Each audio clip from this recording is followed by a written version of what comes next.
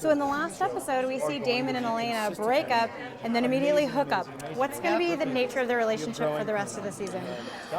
I mean, it seems as though maybe it'll, they'll fall into that exact pattern. They'll break up and hook up and break up and hook up and try to stay away from each other. Try to not. I mean, like anyone, like it's a toxic relationship. They said it themselves, and just like fire, you might get burned. It looks pretty and it's warm, and go closer to it just to like warm up and be near the gradient heat. But then if you get too close, it'll burn you. So it's sort of like a hot and cold relationship that they have.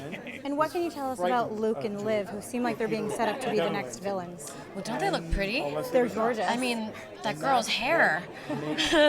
Penelope has the most beautiful hair, and she's very talented, and I've loved working with both of them. Awesome. Is there anything you can tell us about their characters? Nope. No, honestly, I can't. I don't want to give anything away. I'm really bad at that. I always get in trouble. That's all right. Well, you played Catherine for so long, and now she's dead. Did you grieve that character at all?